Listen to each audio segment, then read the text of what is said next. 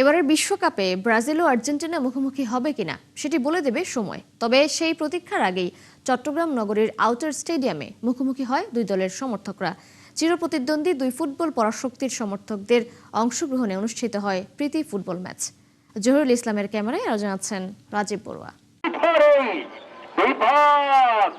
খেলা শুরুর কথা ছিল বিকেল ৩টায়, তবে বৃষ্টির কারণে প্রায় ১ ঘন্টা দেরিতে মাঠে গড়ায় বহুল প্রতীক্ষিত Argentina Brazil match. Chattogram outer স্টেডিয়ামে বৃষ্টি ভেজা মাঠে দুই দলের খেলোয়াড়রা স্বাভাবিক নৈপুণ্য দেখাতে না পারলেও উত্তেজনা আর উচ্ছ্বাসে কমতি ছিল না।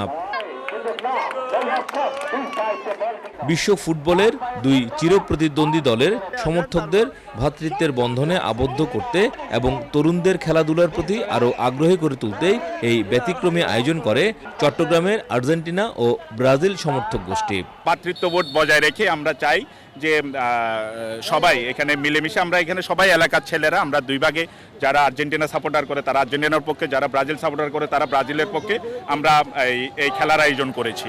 দুই দলের সমর্থকদের উপস্থিতিতে পুরো স্টেডিয়াম জুড়ে তৈরি হয় উৎসবমুখর পরিবেশ। ফুটবল খেলাটা হচ্ছে আমাদের আবেগের একটা খেলা। প্রীতি ম্যাচ খেলছি, এভাবে আসলে আমাদের আনন্দটা এভাবে আমরা উদযাপন করছি এই বিশ্বকাপ জুড়ে। আমার পরিবার হয়েছে ব্রাজিল আর আমি আমার ছেলে আর্জেন্টিনা। না একটু রাগারাগি হয়, আবার ঠিক হয়ে যায়। ম্যাচে প্রধান অতিথি ছিলেন চট্টগ্রাম সিটি কর্পোরেশনের মেয়র ডক্টর সাদাত হোসেন। ব্রাজিলের প্রতি নিজের সমর্থন ঘোষণা দিয়ে তিনি বলেন, প্রতিপক্ষের প্রতি তার পক্ষপাত নেই।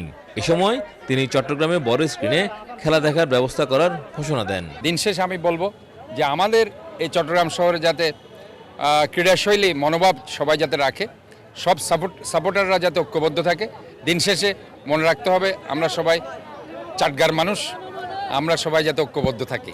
মাঠে প্রিয় দলের জার্সি পরে খেলা দেখতে আসেন নানা বয়সী দর্শক। প্রতিদ্বন্দ্বিতা থাকলেও পুরো আয়োজন জুড়ে ছিল সম্প্রীতি আর বন্ধুত্বের বার্তা।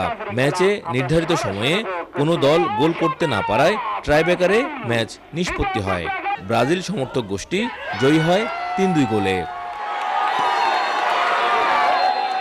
রাজীব বড়ুয়া, ৭১, চট্টগ্রাম।